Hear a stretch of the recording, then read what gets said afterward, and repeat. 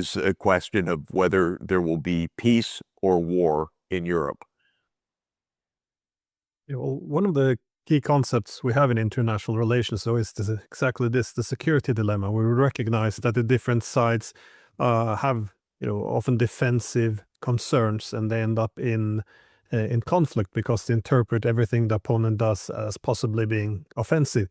Now, in your article, you also write about Finland's winter war, and I thought this was interesting because when the Finnish president, President Stubb, met with Trump, he more or less said that Russia can't be appeased; it has to be confronted. And this was kind of the Finnish experience. But as you suggested with the winter war, this is very different. The Soviet Union, they went after Finland because they feared it would be used by the Soviets, by the Germans to invade Russia. Again, it does make it illegal, or one shouldn't support what the Soviets did, but this was a defensive action, and the way they saw it. And indeed, the Finns did join Hitler in invading the Soviet Union. So it's not.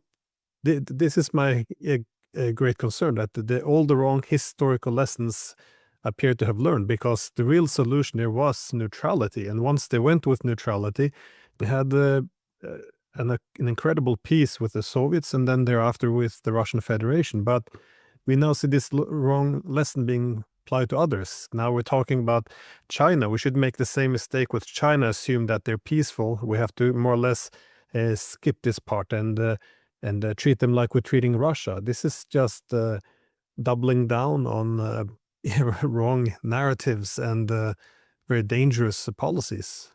This is exactly right, and the Finnish story is an important and fascinating one. Again, Stalin tried diplomatically to find an arrangement with Finland so that the Soviet Union could protect itself against a coming invasion from Hitler, which came, and which came also through Finland and through the Baltic states. So it wasn't crazy, it was imminent. And the Finns said no. They did not enable any kind of security arrangement for the Soviet Union. It's the same story as the rebuff of Stalin by Britain and by France.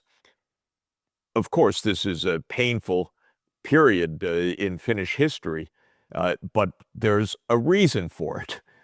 There's an explanation for this.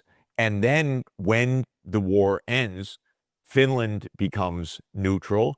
It's called sometimes, Finlandization, meaning that it was subservient to the Soviet Union, but that's actually not the case. It was just neutral so that it would not be a threat militarily as an entry point for NATO or an entry point for a remilitarized Germany to threaten the Soviet Union or Russia once again.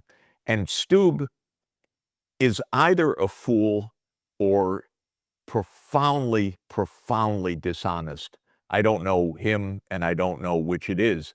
But if he told even a smidgen of the truth, he would be saying exactly the opposite of what he says every day. He would be explaining that since World War II, and whatever one says about the events from 1939 to 1945, and we've just discussed that, Finland had the best run imaginable as a neutral country, not only left alone, let me put it that way, but in addition, Finland became one of the most prosperous, richest countries in the world.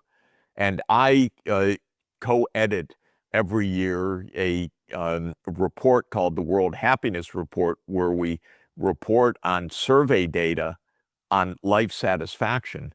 And Finland went to #1 in the world in happiness, self-reported happiness in an annual Gallup survey. And what Stubb should be saying, if he had a smidgen of insight or honesty, is that neutrality was the best deal imaginable for Finland.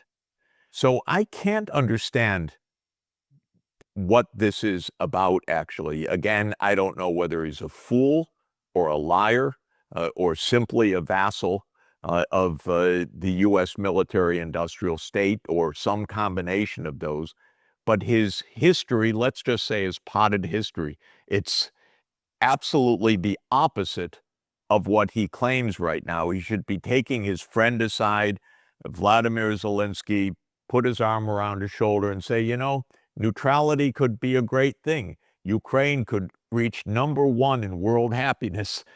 Believe me, it worked for us. Instead, he says completely the opposite of the actual Finnish history.